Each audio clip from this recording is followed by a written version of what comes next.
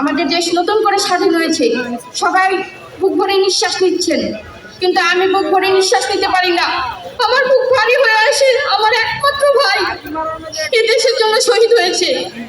যেদিন 5ই আগস্ট দেশ স্বাধীন হয়েছে, সেদিন সবাই খুব আনন্দ নিয়ে গণভবনের দিকে রওনা দিয়েছে। সবাই খুব উচ্ছ্বাস করছিল, সবাই লাইভে আসছিল।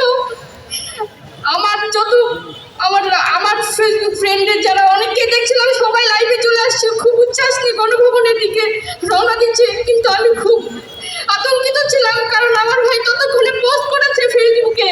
ওর শেষ পোস্ট ছিল যে আশুলিয়ার থানা পুলিশ আত্মসমর্পণের, দেশ স্বাধীন হওয়ার পরেও আশুলিয়া থানা পুলিশ আত্মসমর্পণের ঘোষণা দিয়ে গুলি করেছে। আমার ভাইয়ের আঙ্গুলে গুলি লেগেছিল, সেই ছবি দিয়ে এই লেখা দিয়ে শেষ পোস্ট করেছিল আমার ভাই।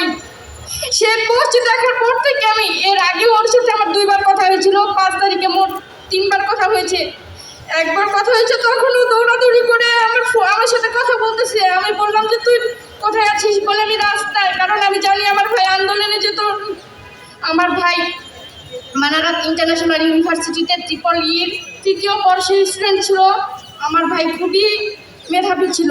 আমার ভাইকে ওর ভার্সিটির ওর ডিপার্টমেন্টের টিচার আইনস্টাইন নাম দিয়েছিল। আমার ভাই এত মেধাবী ছিল। আমার ভাই পাশাপাশি একটা সার্ভিসিং সেন্টার খুলেছিল আশুলিয়াতে। ও নিজে ওখানে থেকে নিজের পার্ট টাইম জব করে এবং নিজের সার্ভিসিং সেন্টারের টাকা দিয়ে নিজের পড়াশোনা নিজে চালাতো।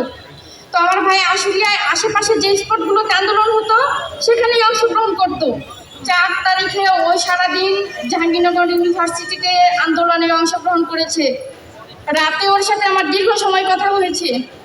তারপর ওকে আমি বারবার বলেছিলাম সাবধানভাবে আন্দোলনে যেহেতু অংশগ্রহণ করছে, ও যেন নিজের সেফটিটা মেনটেন করে চলে।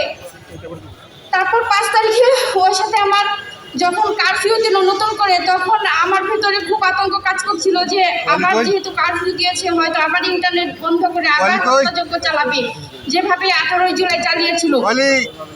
সেই আতঙ্ক থেকে 5 তারিখ, আমার 4 তারিখ সারা রাত আমার ভালোভাবে ঘুম হয়নি। 5 তারিখে ঘুম ভাঙার পর থেকেই আমার খুব অস্থির লাগছিল। আমি 5 তারিখে বারবার আমার ভাইকে ফোন দিচ্ছিলাম, ফোন রিসিভ করতেছিল না। আর পরবর্তীতে আমি জানতে পারলাম যে আশুলিয়াতে সকাল 9টা থেকেই গোলাগুলি শুরু হয়েছে। আশুলিয়া থানা পুলিশ, স্থানীয় যে আওয়ামী লীগ, ছাত্রলীগ, স্বেচ্ছাসেবক লীগের যারা ছিল, সবাই মিলে এই বাইপেলকে ছাত্রদের দখলে যেন না যেতে পারে, বাইপেল ছাত্র যেন আন্দোলনে একত্রিত না হতে পারে, সেই জন্য এই পুলিশ সহ আওয়ামী লীগের সকলেই এই গোলাগুলি শুরু করে দিয়েছে সকাল 9টা থেকেই। আমার সাথে যখন কথা হয় আমার ভাইয়ের, তখন জানালো যে ও রাস্তায়। আমি বললাম লোকেশন কোথায়, বললো বাইপেলে। আমি বললাম পরিস্থিতি কি, বলে গোলাগুলি হচ্ছে। আমি বললাম একটু সরে যা তুই, বলে ভাগ্যে যা আছে তাই হবে। আমার ভাই এই স্বৈরাচারের বিরুদ্ধে আন্দোলন করে ওকে পদত্যাগ করা এবং এই দেশকে মুক্ত করা ছাড়া সেই আন্দোলন থেকে সরে যাওয়া, এটা কোনোভাবেই ওর পক্ষে সম্ভব ছিল না। এই দেশকে মুক্ত করার ব্রত নিয়ে ও জীবন বাজি রেখে এই আন্দোলনে অংশগ্রহণ করেছিল।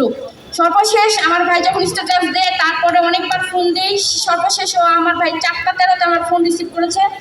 8 সেকেন্ড কথা হয়েছে, শুধু বলেছে আমি বলেছি বিস্তারিত জানা, বলেছে আমি ঠিক আছি, বারবার ফোন দিস না। ওর তারপর আমি 6টার দিকে সংবাদ পাই যে আমার ভাইয়ের বুকে গুলি লেগেছে। ও হাবিব হসপিটালে নিয়েছে, ওকে মৃত অবস্থায় আছে, আমাদের চলে যাওয়ার জন্য দ্রুত।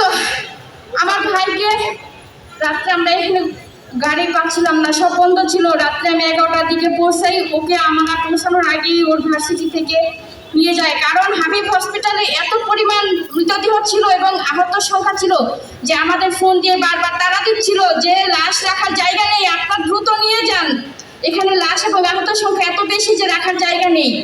আমরা যাওয়ার আগে ওর ভার্সিটি থেকে ওকে নিয়ে যায়। আমি গিয়ে দেখি আমার ভাইয়ের ওর ভার্সিটির গাড়িতে রেখে দিয়েছে, আমার ভাইয়ের রক্তে ভিজে গেছে গাড়ির সিট। আমার ভাইয়ের নেগেটিভ রক্ত ছিল, রেড গ্রুপ ছিল। আমার ভাই রক্ত ঝরে শেষ হয়ে গেছে। আমার ভাইয়ের বুকে গুলি করেছিল, একটা গুলি আমার ভাই সব রক্ত শেষ করে দিয়েছে। আমার ভাই সমাজ যত শহীদ হয়েছে, যত ছাত্র এবং জনতা শহীদ হয়েছে, ওরা যে বাংলাদেশের স্বপ্ন দেখে শহীদ হয়েছে, ওরা তো শহীদ শেখ হাসিনা তো দেশ ত্যাগ করে নিজের জীবন বাঁচিয়েছে, কিন্তু এই বাংলাদেশে তার সেট আপ রয়ে গেছে, তার সব তার তার মনের মতো সবাইকে সে সব জায়গায় প্রশাসন থেকে শুরু করে সব জায়গায় সেট আপ করে দিয়ে গেছে। এই বাংলাদেশের অনেক সংস্কার প্রয়োজন, অনেক পুনর্গঠন প্রয়োজন। আমি আমার ভাইয়ের ডেথ সার্টিফিকেটটাও সঠিক পাইনি। দেশ স্বাধীন হওয়ার পরও 6 তারিখে যখন ওর ভার্সিটি থেকে জানাজা শেষে আমরা নিয়ে আসছি সৌরাবাটিতে, ওর ভার্সিটির টিচাররা সহ আমরা নিয়ে আসছি ডেথ সার্টিফিকেট জন্য। সৌরাবাটি থেকে বলেছে যে উপরে নির্দেশনা আছে, আমরা কোনো গুলিবিদ্ধ হওয়ার সার্টিফিকেট দিতে পারবো না। এটা আমাদের আগের যে রেজিস্টার ছিল সেটা ডিবিএ এসে নিয়ে গেছে। এই যে দেশ স্বাধীন হয়েছে 5 তারিখে, 6 তারিখেও তারা বলছে যে উপরে নির্দেশনা আছে, এই সেট আপটা চেঞ্জ করতে হবে। তার পরবর্তীতে আবার আমি হাবিব হসপিটাল থেকেও আমার ডেথ সার্টিফিকেট সংগ্রহ করার চেষ্টা করছি, ডকুমেন্ট সংগ্রহ করার চেষ্টা করছি, যে ওখানে ওকে নেওয়া হয়েছে, সেই রেজিস্টারটা পর্যন্ত আমাকে দেখতে দেওয়া হয়নি। এই যে সেট আপটা, এই স্বৈর শাসকের যে সেট আপ, এটা চেঞ্জ করতে হবে। আমাদের বাংলাদেশকে আবার পুনর্গঠন করতে হবে। আমার ভাই সহ সকল শহীদরা তাদের জীবন বিসর্জন দিয়ে গেছে, কিন্তু আমাদের কাজ শেষ হয় নাই। ওদের দায়িত্ব হয়তো ওরা পালন করে দেশকে স্বাধীন করেছে, কিন্তু বাকি যারা ছাত্র এবং জনতা এই আন্দোলনে অংশগ্রহণ করেছিলেন তারা সবাই যদি ঘুমিয়ে যায় তাহলে দেশটা আবার ধ্বংস হয়ে যাবে। দেশটাকে ধ্বংস হতে দেওয়া যাবে না কোনোভাবেই। দেশটাকে পুনর্গঠন করতে হবে। এই ছাত্র যারা এই আন্দোলনের ডাক দিয়েছিল, আর ছাত্রদের এই ডাকে সাধারণ জনগণ যেভাবে অংশগ্রহণ করে সবাই মিলে এই দেশটাকে স্বাধীন করেছে দ্বিতীয়বার, সেই স্বাধীনতাকে রক্ষা করতে হবে।